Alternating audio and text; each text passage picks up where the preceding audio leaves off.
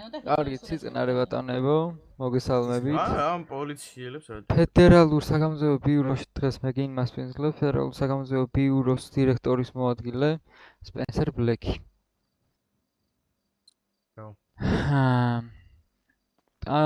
დღევანდელი თქვენი აქ მოწვევის მიზეზი და მიზანი არის ოპერატიული სპეცოპერაციის შეჯამება, რომელიც წარიმართა LSPD-ს ინიციატივით. ამიტომ LSPD-ს ხელმძღვანელობას ვთხოვ გახსნას პრესკონფერენცია.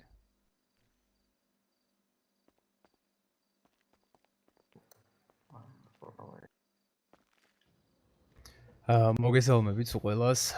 პირველ რიგში მივესალმები ბატონ შაგულს, ბატონ სპენსერს კიდევ ერთხელ უშუალოდ ამ სპეცოპერაციაში ძალოვანი სტრუქტურები და ხელმძღვანელები ვინებიც იყვნენ, ასევე მივესალმებით თითოეულ დამსწრე საზოგადოებას. მინდა თამამად თქვა, რომ სპეცოპერაციამ ჩაიარა წარმატებულად, დაკავდა ძალიან ბევრი კრიმინალი, ასევე უფრო მეტი განეიტრალდა. ასევე განსაკუთრებული მადლობა მინდა მოუხადო თითოეულ იმ კანონდამცველს, ვინც ამ სპეცოპერაციაზე დაიჭრა და გარკვეული ზიანი მიიღო. თითოეულს უცხადებ დიდ მადლობას ესეთი თავგაწირისთვის. სამომავლოდ იმედია ესეთი სპეცოპერაციები უფრო ხშირი იქნება ბატონებო და ჩვენი შტატი იქნება ყველაზე უსაფრთხო შტატი ამერიკაში. მე დავასრულე.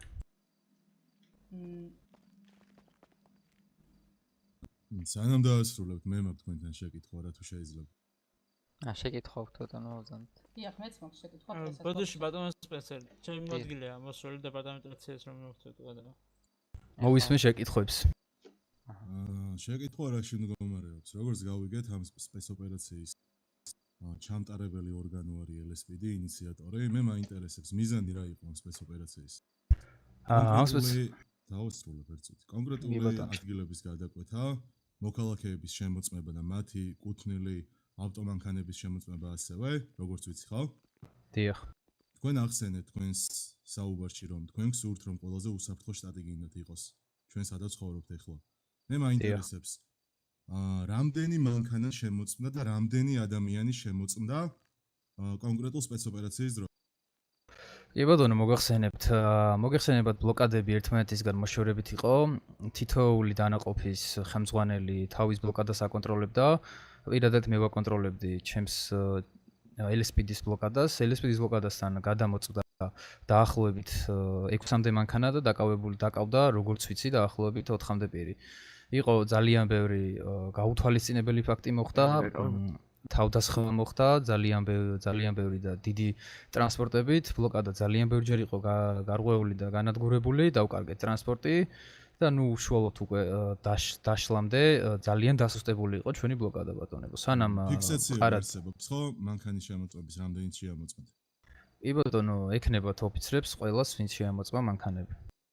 ძალიან კარგი. მე სრულიად სხვა სიტუაცია დამხვდა იქ. იმიტომ რომ ფიზიკურად ვერ დავინახე რომ იქ ვინმე რაიმეს ამოწმებდა. თავიდანვე იქ ვიყავი სიტუაციაში და ვაკვირდებოდი სრულ ზედმიწევნით ვინ რას აკეთებდა. მე რაც დავინახე, ერთი მანქანაც კი არ შემოწმებულა იქ და ვინც კი გამოვივლიდა პირდაპირ ცეცხლს უხსნიდა ყველა დანაყოფის წარმომადგენელი. შესაბამისად, მე ცოტა არ იყოს უნდობლობა მიჩნდება თქვენ პროფესიონალისტთან დაკავშირებით.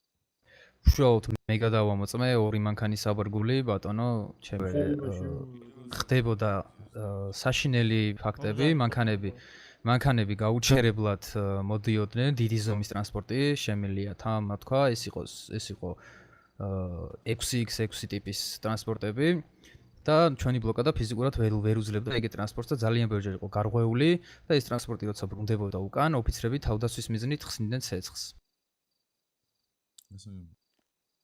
ვიხილავდი სიამოვნებით მათ ფიქსაციას. კი ბატონო. ჩვენც გვაქვს კი. კარგი და შეიძლება? მაშინ მე დავსვავ კითხვას გენერალი. თუ შეიძლება დავსვავ შეკითხვას. ვეზენიუსის რედაქტორი ლეონ ქურსედი. ჩვენ პირადი მანქანის გადამოწევას მოხდა ბატონო და აღნიშნო ეს ფაქტი და შეკითხვა გვაქვს შემდეგი. თქვენი გადამოწებული მანქანებიდან რამდენი მიახლოებით რამდენი კილოგრამის ნარკოტიკული საშუალება თუ არალეგალური იარაღი თუ ტყვია ამოიღეთ? უშუალოდ ჩემს მიერ გადამოწმებული ტრანსპორტი იყოს სრულიად სუფთა უკანონო ნივთებისგან, ხოლო როგორც ვიცი, უშუალოდ მე როგორც მოვისმინე, ძალიან დიდი ქაოსი იყო იქ და უშუალოდ რაც მოვისმინე, როგორც ვიცი, ერთ ტრანსპორტში აღმოჩნდა 3 ბატონოშაგო არმიის არმიის ეტიკეტით მქონე იარაღი და შესაბამისად მისი ტყუები და ეს ბატონი გადაიყვანეს დეპარტამენტში და დააკავეს. ძალიან კარგი. ამაზე რაც მაქვს ინფორმაცია. მადლობა, დანარჩენი მოგჭირთ. ინფორმაცია სამწუხაროდ ამ ეტაპზე არ მაქვს. კარგით. თქვენ ეძახთით, რომ მოდიოდა 6x6 ტრანსპორტები, რომლებიც არ ხვდნენ ბლოკადას. იყავით თუ არა, ანუ თქვენ რას ფიქრობთ, ანუ მაინტერესებს ესეთი რაღაცა.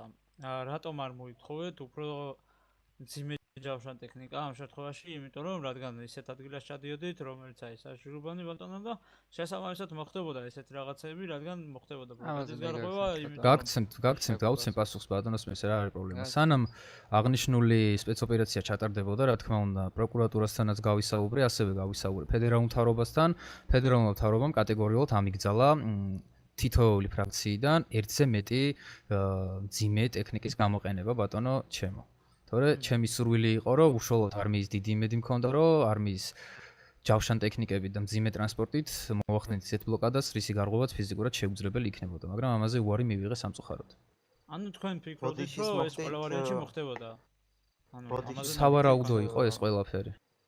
კარგით, მე დავამთავრე. ბატონო, გვარდიასთან შეახმეთ ეგ მაგის იმედი რო გქონდათ ბატონო მანდო? როგორ? სანამ ფედერალურ მთავრობასთან გაივიდით აღნიშნულ საკითხს. გვარდიასთან ამოხვედით და გაიარეთ აღნიშნულ საკითხი? კი ბატონო, ვიყავი გვარდიასთან დღეს. მძიმე ტექნიკაზე. დიახ, დილით ვიყავი ბატონო ჩემო ამოსული, უშუალოდ ვესაუბრე ბატონიშაგოს მოადგილეს და იყო საუბარი ჯავშან ტექნიკაზეც.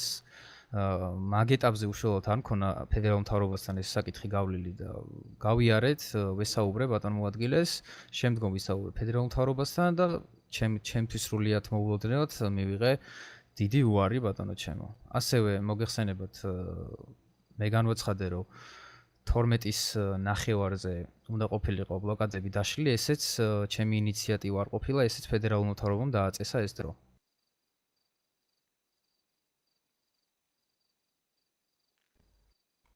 თუ კითხვები აღარ გაქვთ ბატონო, გადავიდეთ. გისმენთ. მარგარეთ მორიარტი, ვეზენიუსის გენერალური დირექტორი, კითხვა გვაქვს უშუალოდ პირველი მოყავთ თუ არა დაუმორჩილებლობა ამ სპეცოპერაციას და არის თუ არა მსხვერპლი, როგორც თქვენი მხრიდან, ასევე საწინააღმდეგო მხრიდან. კი ბატონო, თავიდან დაახლოებით 10 წუთის განმავლობაში თითოეული ფრაქცია სრულად აკონტროლებდა სიტუაციას, შემდგომ უშუალოდ კრიმინალი ძალიან მომრავლდა, თითოეული მხრიდან იყო გარკვეული სახის შეტაკებები, ცეცხლის გახსნა.